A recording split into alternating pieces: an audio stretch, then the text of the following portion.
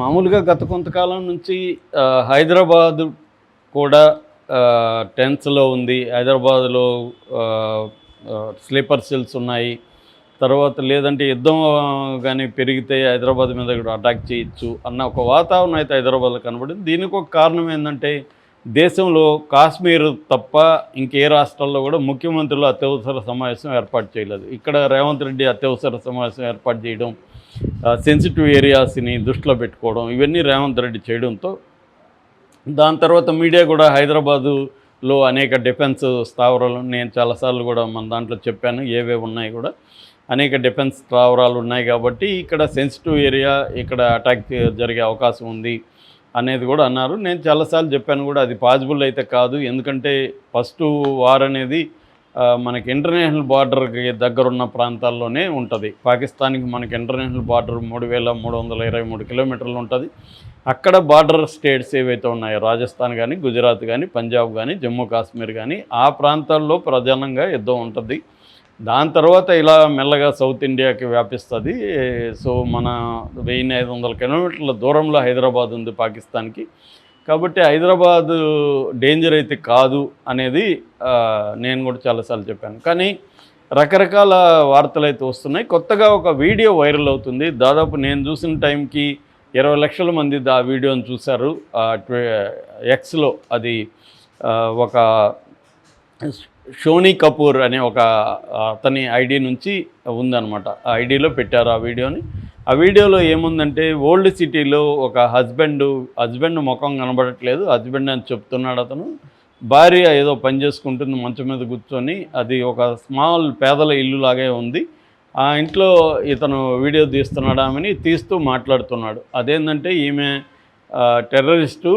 ఈమె కొంతకాలం గత 2016 నుంచి కూడా 16 నుంచి కూడా ఈమె అక్కడ పాకిస్తానీ టెర్రరిస్టు మసూద్ అజర్ బయోగ్రఫీ కూడా నేను చెప్పాను. మసూద్ అజర్ అంటే మనకి జైష్-ఇ మహమ్మద్ అనే ఒక సంస్థని 2000 సంవత్సరంలో పాకిస్తాన్లో నెలకొల్పాడు.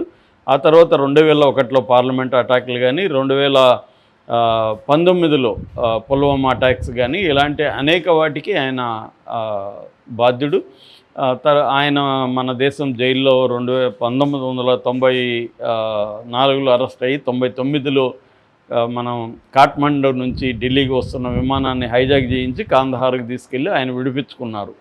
సో ఆ తర్వాత ఆయన వెళ్ళిన తర్వాత ఈ జైష్-ఇ మహమ్మద్ అనే ఒక సంస్థ పెట్టాడు. అంటే ఇండియాలో టెర్రరిజానికి ప్రధాన కారణం 2 సంస్థలు పాకిస్తాన్లో ఉంటాయి. ఈ 2 కూడా, ఒకటేమో లష్కర్-ఇ తోయిబా, రెండోదేమో జైష్-ఇ మొహమ్మద్.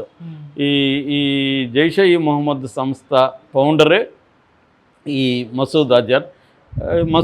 మొన్న ఆపరేషన్ సింధూర్లో భాగంగా బహవల్పూర్ అనే ఏరియాలో మనం అటాక్ చేసాం. ఆ బహవల్పూరు ఆ టెర్రరిస్ట్ క్యాంప్ ఏదైతే ఉందో, ఆ క్యాంపులో ఈ మసూద్ అజర్ బంధువులు, వాళ్ళ అక్క, వాళ్ళ బావ, వాళ్ళ పిల్లలు, ఇలాగా మొత్తం 10 మంది చనిపోయారు. ఎయిడ్స్ ఒక 4 చనిపోయారు. అంటే సహాయకులు ఒక 4 చనిపోయారు. మొత్తంగా 14 మంది అక్కడ చనిపోయారు ఈ అజహార్కి సంబంధించి. సో అందులో వాళ్ళ తమ్ముడు ఉన్నాడని, ఇంకొంతమంది టెర్రరిస్టులు కూడా ఉన్నారనేది చెబుతున్నారు. సో ఏదేమైనా ఇతను కీలకమైన వ్యక్తి. తర్వాత అతను ఒక ఉర్దూలో లెటర్ కూడా రిలీజ్ చేశారు. అది మోడీని హెచ్చరిస్తూ, ఇండియాని హెచ్చరిస్తూ చేశాడు. దాంతో ఒకసారిగా ఇండియాలో అనేక రాష్ట్రాల్లో కూడా ఉలిక్కిపాటు జరిగింది.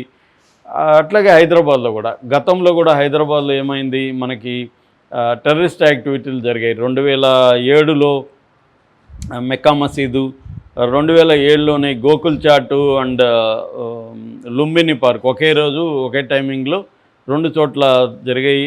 గోకుల్ చాట్లో 32 మంది చనిపోతే, లుంబిని దీంట్లో 10 మంది చనిపోయారు. మొత్తం 32 మంది చనిపోతే దాదాపు 50 మంది తీవ్రంగా గాయపడ్డారు.